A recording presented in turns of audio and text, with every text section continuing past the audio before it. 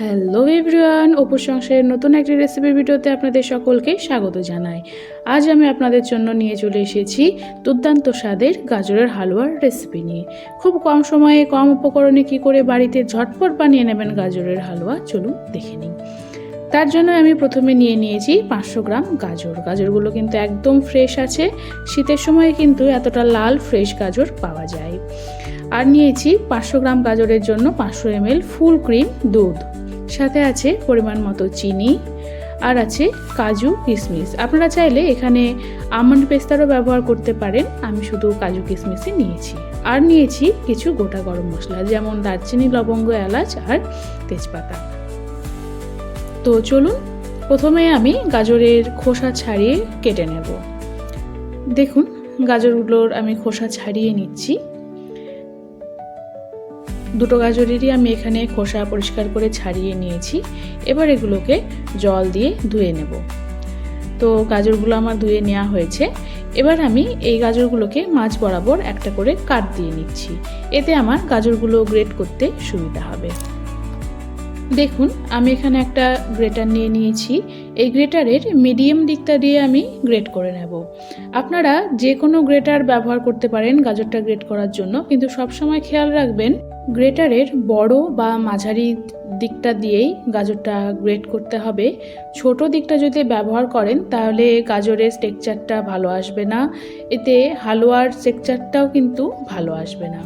দেখুন এখানে আমার গাজরটা পুরো গ্রেট করা হয়ে গেছে, আর গাজরের দানাগুলো কিন্তু খুব সুন্দর বড় বড় হয়েছে। এবার আমি কাজু কিশমিশগুলোকেও একটু ছোট করে টুকরো করে নেব। আপনারা চাইলে প্রসেসটা মিক্সিং জারেও করতে পারেন। ছোট একটা মিক্সির জারের মধ্যে নিয়ে জাস্ট একবার ঘুরিয়ে নিলেই হয়ে যাবে। আর এইভাবে কুচি করে নিচ্ছি, তার কারণ এতে হালুয়ার প্রত্যেকটা বাইটেই কাজু কিশমিশ মুখে পড়বে, ফলে হালুয়াটা খেতেও আরও খুব সুস্বাদু লাগবে। আপনারা যদি আমন্ড পেস্তা নেন তাহলেও সেগুলোকে একটু কুচি করে নেবেন। দেখুন আমার এখানে সমস্ত ইনগ্রিডিয়েন্টস গোছানো হয়ে গেছে। এবার রান্নাটা শুরু করি। তার জন্য আমি গ্যাসটা অন করে দিয়ে প্রথমে কড়াইটা বসিয়ে দিলাম। তারপর আমি 2 টেবিল চামচ পরিমাণ ঘি এখানে নিয়ে নিচ্ছি। ঘিটা একটু গরম হয়ে গেলেই এর মধ্যে আমি দিয়ে দেব গোটা গরম মশলা, যেমন তেজপাতা, লবঙ্গ, এলাচ আর দারচিনি। সব কিছু একটু ভালো করে মিশিয়ে নিয়ে দিয়ে দেব গ্রেট করে রাখা গাজরটা। এই সময় গ্যাসের ফ্লেমটা একটু লো রাখবেন, নাহলে তলায় ধরে যেতে পারে। গাজরটাকে ভালো করে মিশিয়ে নিয়ে আমি 2 মিনিটের জন্য ঢাকা দিয়ে রেখে দেব। দেখুন 2 মিনিট পর গাজরটা আমার একটু ভাজা ভাজা হয়ে গেছে। এই পর্যায়ে আমি দিয়ে দেব খুবই সামান্য পরিমাণে একটু নুনটা দিয়ে সব কিছু ভালো করে আবারও একবার মিশিয়ে নেব। আর গ্যাসের ফ্লেমটা কিন্তু অতি অবশ্যই স্লো করে রাখবেন। এরপর আমি অ্যাড করছি দুধটা আমি একবারে পুরোটা একসঙ্গে দিচ্ছি না, প্রথমে কিছুটা দিয়ে ভালো করে মিশিয়ে নিয়ে তারপর বাকি অর্ধেকটা দেব। এখানে আপনারা দুধের পরিমাণ কমও ব্যবহার করতে পারেন, কিন্তু তার জন্য আপনাদেরকে খোয়া ব্যবহার অবশ্যই করতে হবে। আমি যেহেতু খোয়ার ব্যবহার করিনি, তাই আমি এখানে 500 দুধ পুরোটাই ব্যবহার করছি। আর দুধটা অবশ্যই ফুল ক্রিম নেবেন। দেখুন দুধটা ফুটে গেছে। এই সময় গ্যাসের ফ্লেমটা হাইতে রেখে অনবরত নাড়তে থাকবেন যতক্ষণ না অবধি দুধটা 90% পর্যন্ত রিডিউস হচ্ছে। দেখুন দুধটা 90% মতন রিডিউস হয়ে গেছে। এই পর্যায়ে আমি অ্যাড করে দেব চিনি।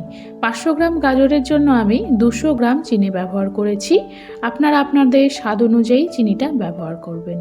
চিনি দেওয়ার পরে মিশ্রণটা আরও একটু রসালো হয়ে যাবে, এতে ঘাবড়ানোর কিছু নেই। বেশ খানিকক্ষণ জাল দিলে আবারও আগের মতন শুকনো শুকনো টেক্সচারে চলে আসবে।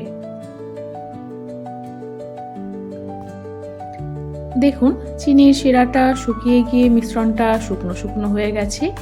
এই পর্যায়ে আমি হালুয়াটাকে একটু সাইডে সরিয়ে রেখে ওই কড়াইতেই দিয়ে দেব 1 টেবিল চামচ পরিমাণে ঘিটা একটু গরম করে নিয়ে এতে আমি অ্যাড করব কুচি করে রাখা কাজু কিশমিশটা। কাজু কিশমিশটা একটু লালচে করে ভেজে নিয়ে হালুয়ার সাথে মিশিয়ে নেব। আপনারা চাইলে এটা আলাদা কোনো তড়কা প্যানেও করে হালুয়ার সাথে মিশিয়ে দিতে পারেন।